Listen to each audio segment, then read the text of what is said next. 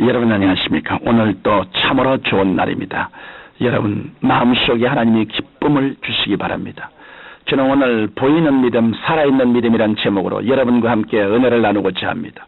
본문 말씀은 신약성경 히브리서 11장 14절로 26절입니다. 믿음은 바라는 것들의 실상이요 보지 못한 것들의 증거니 선진들이 이로써 증거를 얻었느니라. 믿음으로 모든 세계가 하나님의 말씀으로 지어진 줄을 우리가 아나니 보이는 것은 나타난 것으로 말미암아 된 것이 아니니라. 성도가 가장 많이 듣고 말하는 단어는 믿음이라는 말입니다. 그럼에도 불구하고 우리는 성경이 말씀하는 믿음에 대해서 잘 모르기 때문에 살아계신 하나님의 창조적인 역사를 체험하지 못합니다. 하나님께서 우리에게 주신 믿음은 죄사함을 받아 구원에 이르게 하고 우리의 뜻을 하나님의 거룩하신 뜻에 복종시키는 실제적인 힘입니다. 이러므로 우리가 믿음은 바로 알고 실천할 때 죽은 믿음이 살아나고 약한 믿음이 강해지는 것입니다. 그러면 성경이 말씀하고 있는 보이는 믿음, 살아있는 믿음은 어떤 것일까요? 성경 히브리서 11장 1절에 믿음은 바라는 것들의 실상이요라고 말씀하셨습니다. 믿음은 우리가 바라는 것들이 있을 때 생기는 것입니다. 하나님의 말씀에 쓰거나 인간적으로 바라는 것은 참된 믿음이 아닙니다. 성경이 말씀하는 바라는 것이란 하나님께서 그의 말씀을 통하여 우리에게 강력하게 주시는 소원을 의미합니다. 성경 빌립보서 2장 13절에 너희 안에서 행하시는 이는 하나님이시니 자기의 기쁘신 뜻을 위하여 너희로 소원을 두고 행하게 하시느니라고 하셨습니다. 그러므로 우리가 바라보는 것은 인간의 뜻이 아니라 하나님의 기쁘신 뜻인 것입니다. 그리고 이 뜻을 바라보게 하시는 분도 우리 안에서 역사하시는 성령 하나님이십니다. 또한 믿음은 우리가 바라는 것들의 실상이라고 했는데 실상이란 헬라어로 휘포스타시스라고 합니다. 이 말은 아래에 굳게 버티고 서다라는 뜻입니다. 그러므로 믿음은 우리가 바라는 것이 환경적으로 금방 나타나지 않더라도 의심하지 아니하고 끝까지 인내하는 것이 믿음입니다. 믿음에는 우리 눈에 아무것도 안 보이고 귀에 아무 소리 안 들리고 손에 잡히는 것도 없어도 하나님께서 주신 소원이 이루어질 때까지 기다리는 것입니다. 그러나 하나님께서 꿈과 목표를 주셨음에도 불구하고 인내하지 못하고 의심하거나 흔들리면 응답받을 수 없습니다. 성경 야고보서 1장 6절로 7절에 오직 믿음으로 구하고 조금도 의심하지 말라. 의심하는 자는 마치 바람에 밀려 요동하는 바다 물결 같으니 이런 사람은 무엇이든지 죽게 얻기를 생각지 말라고 말씀하셨습니다. 이러므로 우리는 하나님의 응답이 올 때까지 믿고 기다려야 합니다.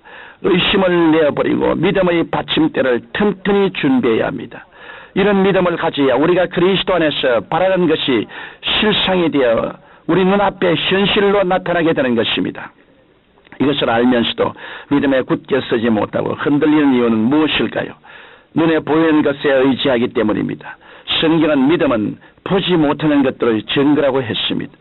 성경 히브리서 11장 3절에서 분명히 믿음으로 모든 세계가 하나님의 말씀으로 지어진 줄을 우리가 아나니 보이는 것은 나타난 것으로 말미암아 된 것이 아니라고 말씀하셨습니다. 눈에 보이는 이 세상은 보이지 아니하시는 하나님께서 말씀으로 지으셨습니다. 그 사실을 깨닫게 해주시는 것이 믿음입니다. 믿음은 이 보이는 세계와 보이지 않는 영적 세계를 연결해주는 고리와 같습니다. 이러므로 하나님께서는 우리에게 먼저 말씀을 통해 믿음을 주시고 난 다음 그 믿음대로 증거를 보여주시는 것입니다. 성경 마태복음 8장에는 말씀을 믿을 때 나타난 놀라운 일들이 기록되어 있습니다. 5절 이하에 보면 예수께서 가버나움에 들어가시니 한 백부장이 나와 간과하여 가로되 주여 내 하인이 중풍병으로 집에 누워 몹시 괴로워하나이다. 가라사대 내가 가서 고쳐주리라. 백부장이 대답하여 가로되 주여 내 집에 들어오심을 나는 감당치 못하겠사오니 다만 말씀으로만 하옵소서. 그러면 내 하인이 낫겠사옵나이다 했습니다. 그러자 예수님께서 그의 믿음을 기이 여기시고 가라 내 믿음대로 될지어다라고 하시니 그 시로 하인이 나으니라고 했습니다. 또 16절에는 저물매 사람들이 귀신 들린 자를 많이 데리고 예수께 오거늘 예수께서 말씀으로 귀신들을 쫓아내시고 병든 자를 다 고치시니라고 했습니다.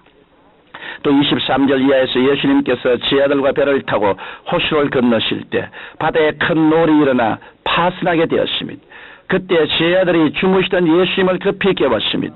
예수님께서 일어나 바람과 바다를 꾸짖으신데 즉시 바람과 바다가 순종하여 잠잠케 되었습니다.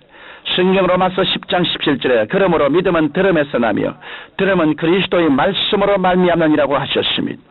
우리는 늘 성경 말씀을 듣고 읽고 묵상함으로 성령께서 주시는 초자연적인 믿음을 받아야 하는 것입니다. 그러나 이렇게 하나님의 말씀에 근거하여 우리 속에 생긴 믿음은 아직은 우리 속에 감추어지는 상태라고 하겠습니다. 우리가 하나님의 창조적인 역사를 보다 깊게 체험하려면 우리 속에 감추어지는 믿음을 보이는 믿음으로 바꾸어야 합니다. 그 방법은 무엇일까요? 우리 속에 있는 믿음을 입술로 시인하는 것입니다. 하나님의 말씀이 이루어질 것을 마음에 믿고 의심치 아니하고 시인할 때 감추어진 믿음은 보이는 믿음으로 나타나게 되는 것입니다. 성경 마가복음 11장 22절로 24절은 이 원리에 대해 말씀하고 있습니다.